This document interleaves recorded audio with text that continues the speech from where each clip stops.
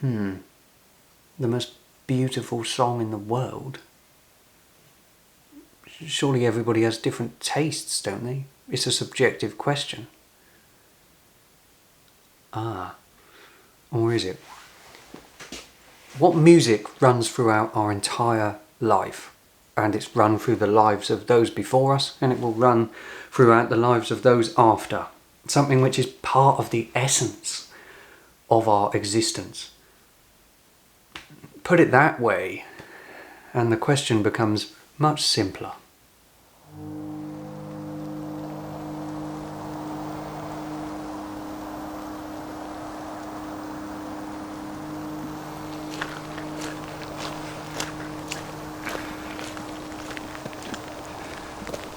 Walking along with a girlfriend a few years ago, I remember her telling me off for bringing an umbrella in the countryside. It's a town thing, apparently. Well, Gemma, unfortunately today's the day. The rules don't apply when you have cameras, and I guess it didn't make any difference anyway. Today I'm in a village called Bullington in Hampshire. Dismal autumnal weather, but I must say I love it. There's definitely no such thing as bad weather when you've got the right outfit on, and I do. I'm heading to a church called St. Michael's in Bullington, and I have a specific task in mind today, and that is to play the most beautiful song in the world.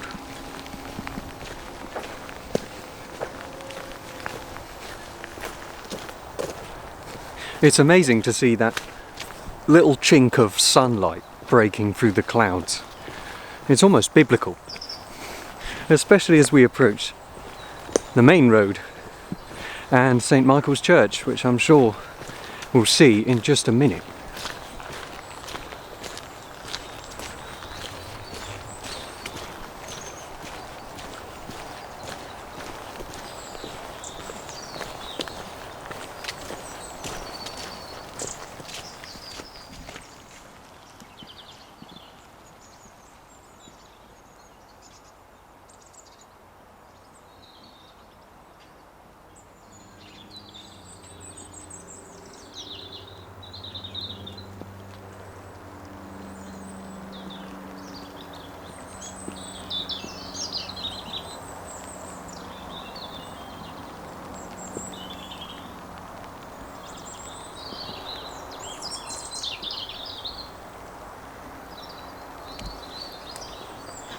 On a recent video, I wrote a piece of music called Plain Song, spelt P-L-A-N-E song.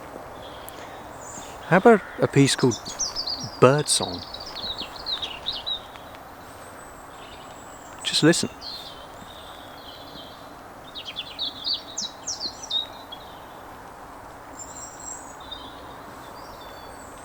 A warm glow of distant sunshine, gently falling rain, and the ever-present sound of the birds.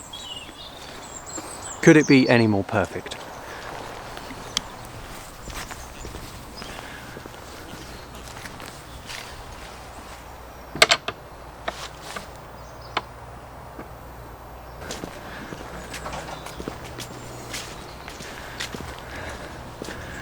There's the faint sound of agricultural work in the farm next door, but it still couldn't be any more peaceful as I approached St. Michael's Church. I did almost slip on the path there though. I should have read the sign.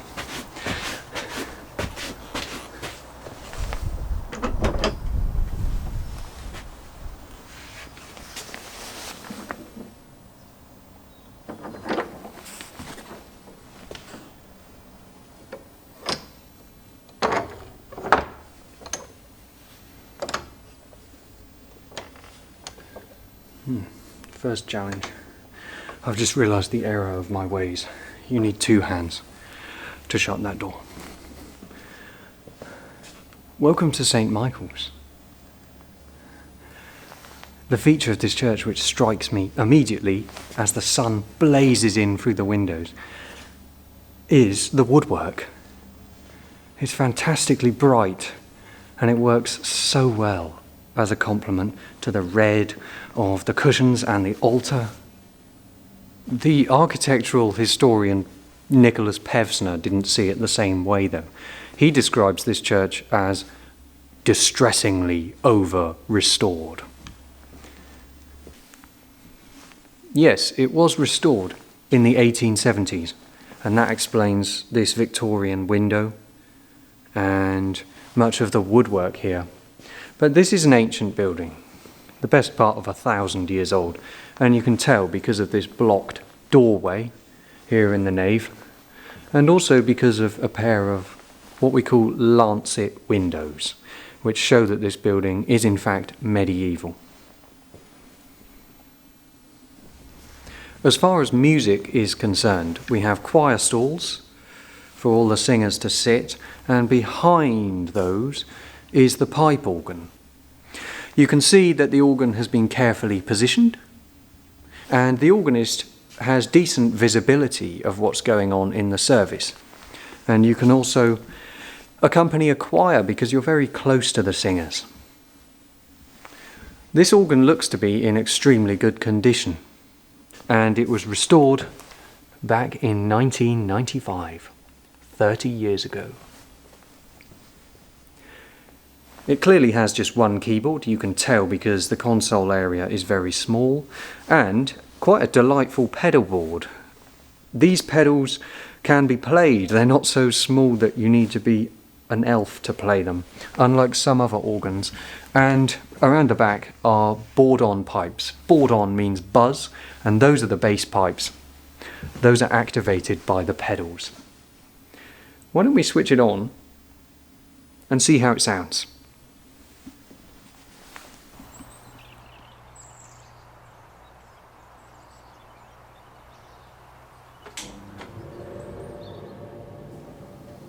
From today's walk, the sights and the sounds around St. Michael's Church, you might have just an inkling of what today's music is going to be about. We all have our own favourite songs, but there is one song which runs throughout our entire lives, as it has done throughout the lives of those who came before us, and it will run throughout the lives of those after us, and that's birdsong. Birdsong is part of the essence of life, isn't it? I've always wanted to incorporate birdsong into my music, but I've never known how. That is until last year when I went on holiday to Devon, and in an antique shop I found the answer. Here in the depths of November, it's hard to remember life back in the summertime. But this is where my family spent a week of ours last year, in a fishing village called Byrd. As well as the sea and delicious pasties, this place is heaven for anybody who loves hunting for trinkets and old curiosities. And in one antique shop, I found my treasure. I was searching at the back of the shop and found a pair of very old books. One is called Unknown Dorset by Donald Maxwell, and the other Songs of the Byrds by Walter Garstang. I bought them for just a couple of pounds each. I have those two books here. Unknown Dorset has been invaluable when it came to choosing churches to film on this channel, and because it's nearly 100 years old, it's particularly special to use it as a guidebook.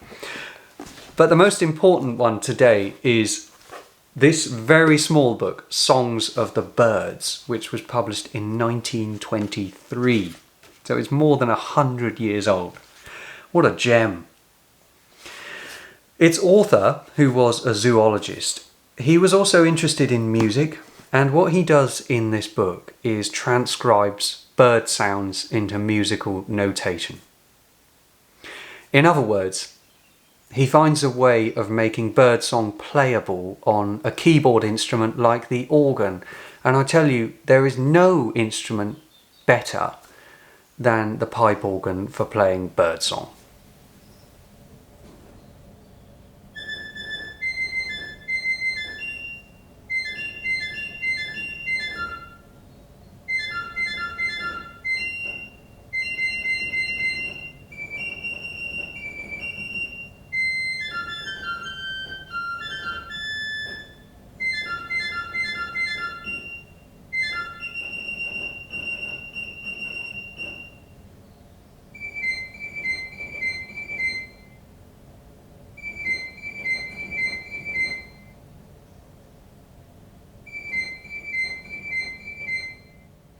I was playing through these different tunes at St. Michael's Church, looking for inspiration for a new piece of music. Most of them are quite fragmentary, aren't they? They're quite effective when you play them on the higher sounds on the organ, but they don't really work as complete tunes. However, Walter does transcribe the sound of the blackbird, and this is much more tuneful.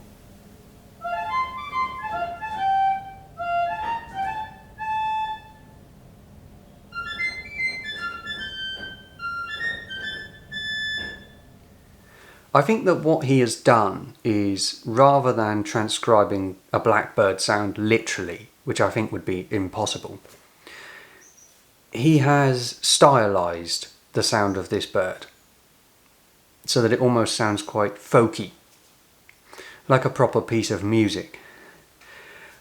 To me, it doesn't have quite the right mood. So I flipped it.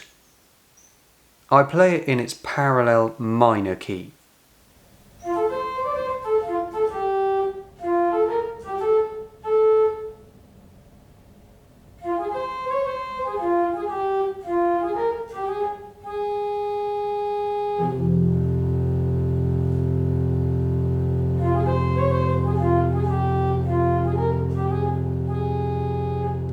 So I flipped it. I play it in its parallel minor key, F minor, instead of F major, to give it a more modal, more modern character. And based on that, just watch and listen to my thought process at the organ, so you can see how I developed this into a whole new piece of music.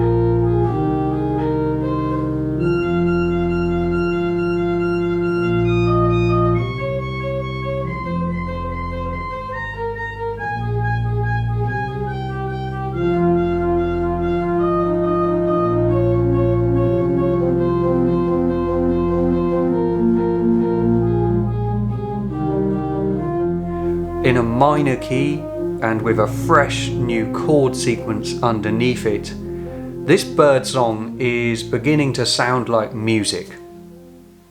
So this is part one of my new piece. I like to make pieces of music in 3 sections.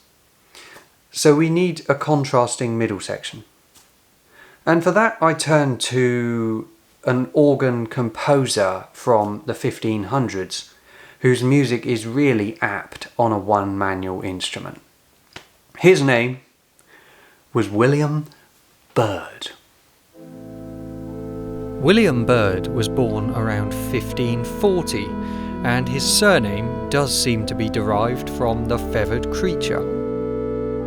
Though he did write some songs about birds, it's his keyboard music I'm most interested in today, because it works really well on a small, humble village church organ. This is one of his most famous pieces, Pavan for the Earl of Salisbury.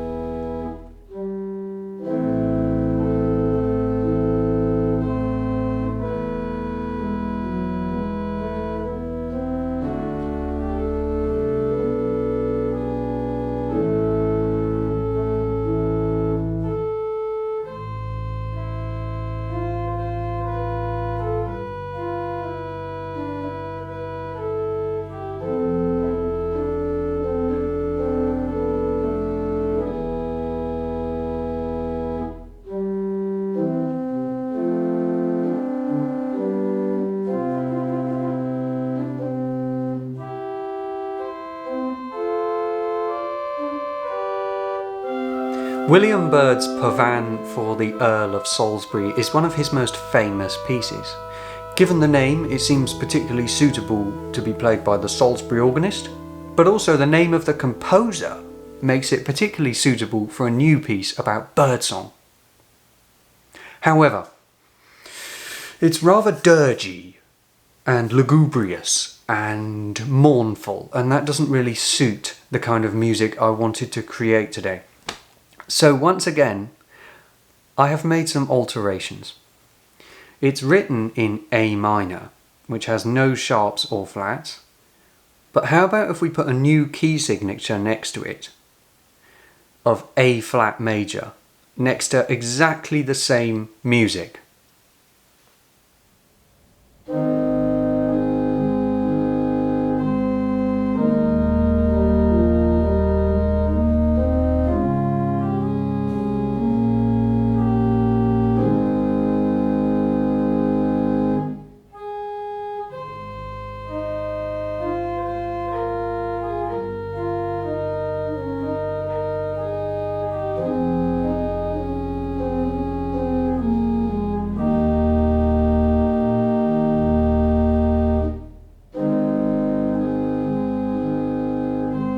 This is rather cheeky, but it gives the piece a whole new flavour while preserving the shape and structure of the original.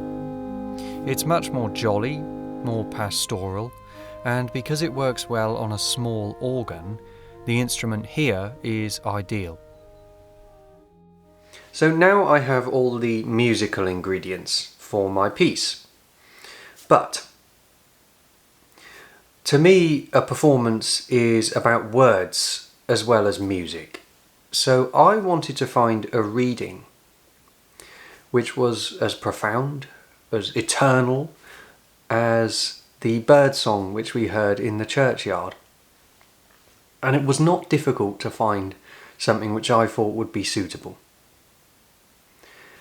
This is a reading from the book of Ecclesiastes from the Bible, and incidentally, it was also the inspiration for a song called Turn, Turn, Turn by a band called the Byrds. And it will feature in the final performance at the end of this video. I hope you enjoyed this piece. Please do be aware that producing these videos is a lot of work. So if you enjoy it, then there are ways you can support me. The first one is completely free, and that is to click on the subscribe button if you haven't done already. It helps you as well because it means that you're notified as soon as my next video goes online. But if you'd like to support me more, then you can do that using PayPal. Underneath this video there is a link, and if you click on that, it takes you to my PayPal donations page. And from there you can leave a small contribution if you enjoy today's music. Thanks so much. So, with autumnal views of the village of Bullington, let's finish with my new piece of music composed in the glorious surroundings of St. Michael's Church. Thanks so much for watching. Cheerio.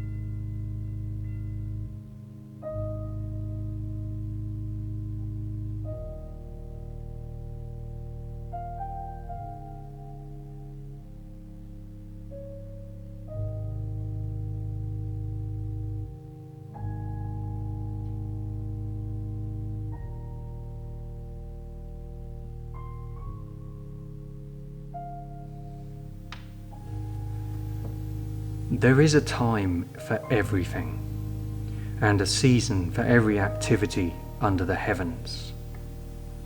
A time to be born and a time to die.